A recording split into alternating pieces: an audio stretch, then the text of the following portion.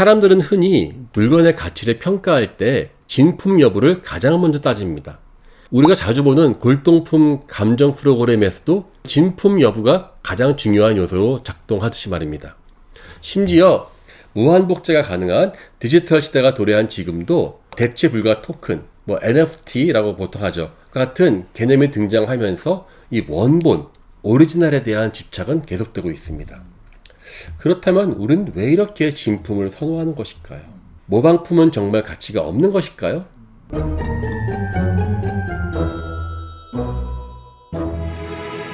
안녕하세요. 역사의 신비를 찾아가는 고고한 강교수의 스토리텔러, 고고학자 강인욱입니다. 우리 한 2000년 전 중국 북방에 있었던 한나라와 흉노와의 관계를 살펴보겠습니다.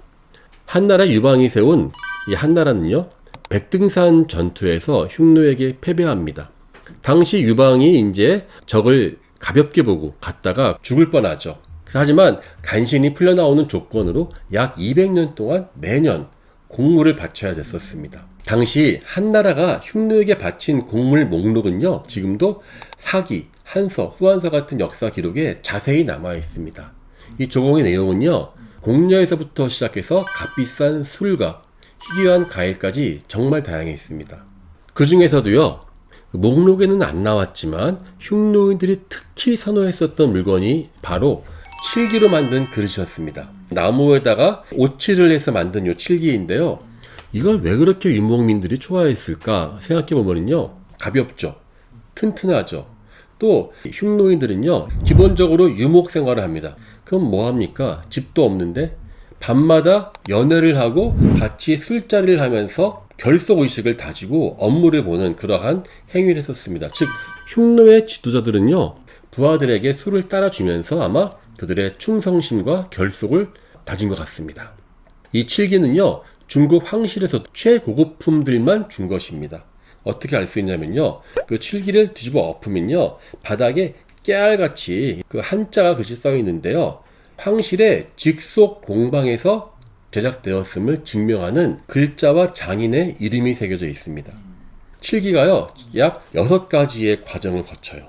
그래서 먼저 나무로 틀을 만들고 그 위에 옷을 칠하고 무늬를 새기고 마연하고 이런 것이 다 한 명 한 명 새겨져 있어 가지고요, 품질을 한마디로 이 장인들의 이름이 있어서 불량품 나오면 너 책임져라, 그 뜻입니다.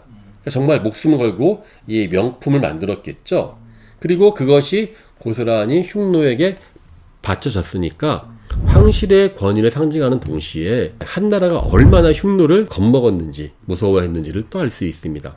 그런데 제가 이제 몽골에서 그 흉노가 썼었던 흉노의 왕 선우라 보통 이야기하죠. 선우와 그 가족들의 무덤에서 발견된 칠기의 뒷면의 글씨를 조사해 보니까 뭔가 재미있는 게 나왔어요. 저기 음료수 보면 뒤에 나오죠. 어디서 만들어지고 빽빽하게 나오지 않습니까? 저 같은 노하우는 안 보이지만. 근데 어떤 거 보니까 이게 약간 좀 색깔이 조금 정확해 보여요. 근데 뒤로 보니까 역시나 글씨가 제자자 몇 개 빠져 있어요. 뭐냐면 이거는 황실의 공방이 아니라 사제 공방에서 쉽게 말하면 이제 그걸 갖다 납품한 거예요. 일종의 가품이죠, 가품. 왜냐면은 그 당시에 흉노가 매년 정월에 와서 받아가는데 이것 때문에 한나라 왕실에 너무나 큰 부담이 될 정도로 수요를 맞추기가 어려웠습니다. 그러니까는 그 제작 일부를 사제 공방이 맡겨졌고 또 그렇게 만들어진 칠기들이 진품에 섞여 있으니까 흉노도 몰랐을 수도 있었겠죠. 근데 이렇게 말하면 야, 흉노 정말 멋있구나 할지 모르는데요, 저는 사실 오히려 한나라가 더 무섭다고 해야 될까요?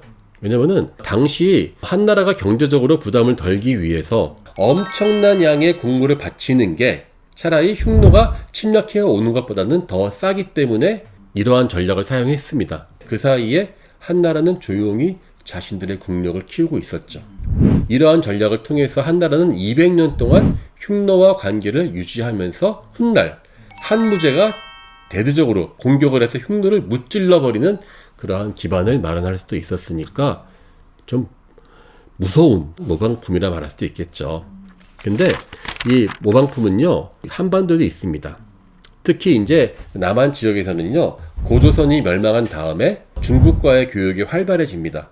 그러니까는 중국제 명품이 널리 유행하는데요. 이 당시에 이 사만의 우두머리들은요, 뭘 좋아하냐?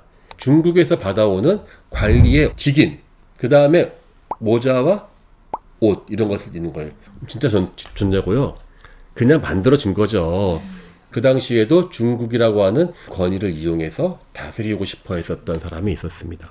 이 당시에 또 하나 유행한 게 바로 중국제의 거울이 널리 유행하기 시작했었어요. 당시 거울은요, 단순하게 얼굴을 비추는 그 거울 이상의 의미를 가져오게 되었습니다.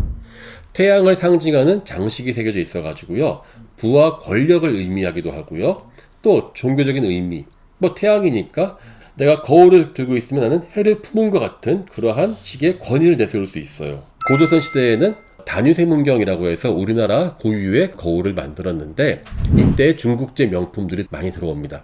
하지만 원하는 사람들이 많아지면은 수요를 감당할 수 없지 않습니까? 모방 거울이 등장합니다. 이 모방 거울은요, 원본과 비교하면은 다소 조약해요. 하지만 기능에 문제가 없습니다. 왜냐면요, 우리 거울 유물 보면은요, 다 무늬가 막 있잖아요. 여러분들이 보는 거울들은요, 다 뒷면이에요. 앞면은 반질반질하기 때문에 다 똑같아요. 제가 이렇게 붙이고 있으면요, 모방 거울인지 진품 거울인지는 뒤를 보지 않는 이상은 모르는 거예요.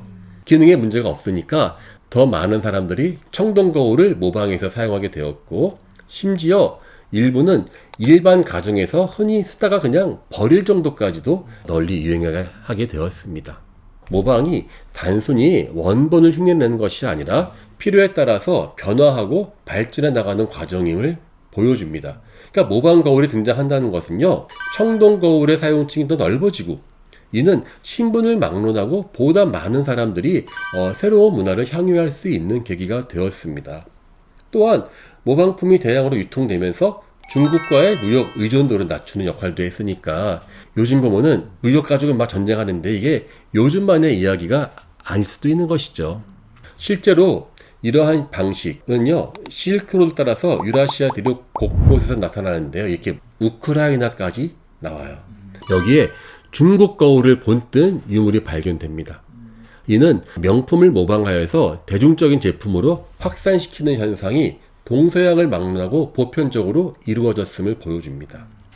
우리 개그 중에 제일 재밌는 게 뭐죠? 성대모사예요. 왜 남의 소리 흉내내면 우리는 이렇게 재미있어 할까요? 인류학자들은 모방은 사피엔스의 본능이라고 이야기해요. 그래서 무엇인가를 모방하면서 그들의 지식을 습득하는 교육의 일환이었고, 그것의 재미를 느끼게 우리는 진화적으로 발달한 것이죠.